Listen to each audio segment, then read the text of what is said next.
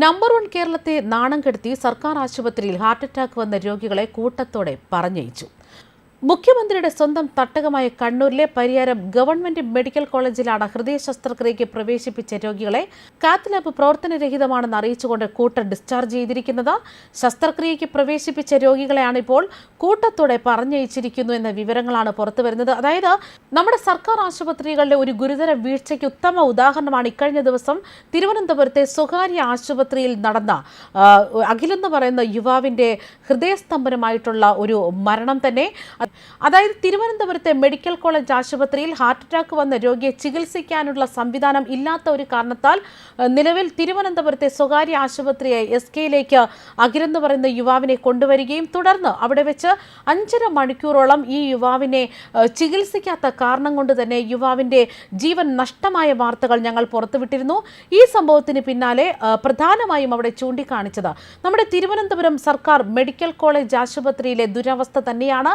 സാധാരണക്കാരായ ആളുകൾക്ക് ചികിത്സ തേടി പോകാൻ സർക്കാർ മെഡിക്കൽ കോളേജിലെ സംവിധാനങ്ങളിൽ കഴിയില്ല എന്ന് തന്നെയാണ്. അതായത് ഒരു ഹാർട്ട് അറ്റാക്കോ അല്ലെങ്കിൽ ഹൃദയ സംബന്ധമായ എന്തെങ്കിലും രോഗത്താൽ തിരുവനന്തപുരം മെഡിക്കൽ കോളേജിൽ അല്ലെങ്കിൽ സർക്കാരിന്റെ മെഡിക്കൽ കോളേജ് ആശുപത്രികളിൽ എത്തുന്ന രോഗിക്ക് അവിടുത്തെ മെഷീൻ കംപ്ലൈൻ്റ് ആണെന്നോ അല്ലെങ്കിൽ കിടക്കയില്ലെന്നോ മറ്റ് സംവിധാനങ്ങളൊന്നും ഇല്ല എന്ന് പറഞ്ഞ് രോഗികളെ അവിടെ നിന്ന് പറഞ്ഞയക്കുകയാണ് ചെയ്യുന്നത്.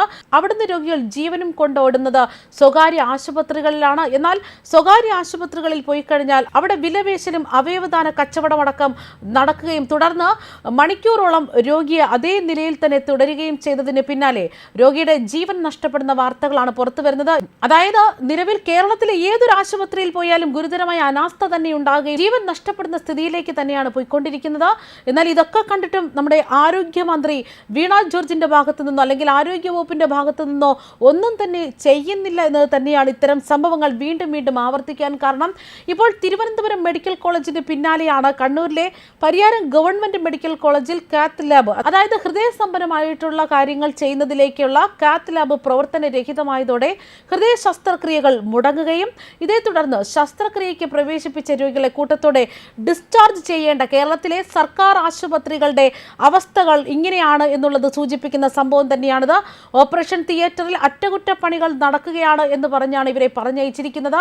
അതായത് അറ്റകുറ്റപ്പണി നടക്കുന്നത് കൊണ്ടാണ് ശസ്ത്രക്രിയ മുടങ്ങിയതെന്നാണ്. എന്നാൽ ഇതിന് ബദലായിട്ട് അവർ മറ്റ് സംവിധാനങ്ങളൊന്നും ഒരുക്കാതെ ഈ രോഗികളെ അവരുടെ നിർണായകമായിട്ടുള്ള ഈ ഒരു ഘട്ടത്തിൽ അവരെ പറഞ്ഞയച്ച വിവരങ്ങളാണ് ഇപ്പോൾ പുറത്തു വരുന്നത്. അതായത് താൽക്കാലികമായ പ്രശ്നം മാത്രമാണ് നിലവിലുള്ളതെന്ന് ആശുപത്രി സൂപ്രണ്ട് പറയുന്നു. കാത്ത് ലാബിലെ ടൂറോസ്കോപ്പിക് ട്യൂബ് കേടായതാണ് ലാബിന്റെ പ്രവർത്തനം നിലയ്ക്കാൻ കാരണമായെന്ന് പറയുന്നു.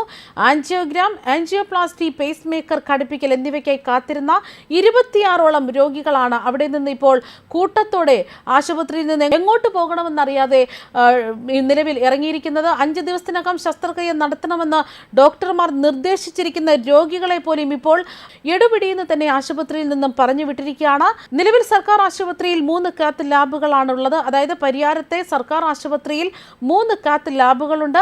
എന്നാൽ കാലപ്പഴക്കം കാരണം ഒന്നിന്റെ പ്രവർത്തനം നേരത്തെ നിലച്ചിരുന്നു. രണ്ടാമത്തെ കാത്ത് ലാബ് 1 വർഷമായി പ്രവർത്തിക്കുന്നില്ല. ഈ കാത്ത് ലാബ് യഥാസമയം അറ്റകുറ്റപ്പണി നടത്തി ഉപയോഗപ്രദമാക്കാൻ അധികൃതർ ശ്രമിച്ചിട്ടുമില്ല.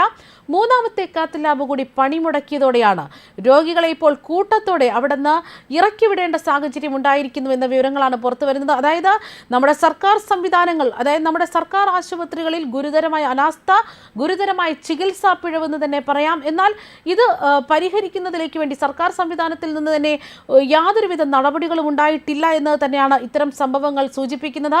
നമ്മുടെ മുഖ്യമന്ത്രി അടക്കം നിലവിൽ മന്ത്രിമാരടക്കം വിദേശത്ത് പോയി ചെന്ന് ചികിത്സിക്കുകയും സാധാരണക്കാരടക്കം പെരുവഴിയിലാകുന്ന ഒരു കാഴ്ച തന്നെയാണ് ഇത്തരം സംഭവങ്ങൾ പുറത്തു വരുമ്പോൾ നമുക്ക് മനസ്സിലാക്കാൻ കഴിയുന്നതും. ന്യൂസ് ഡെസ്ക് കർമ്മ ന്യൂസ്.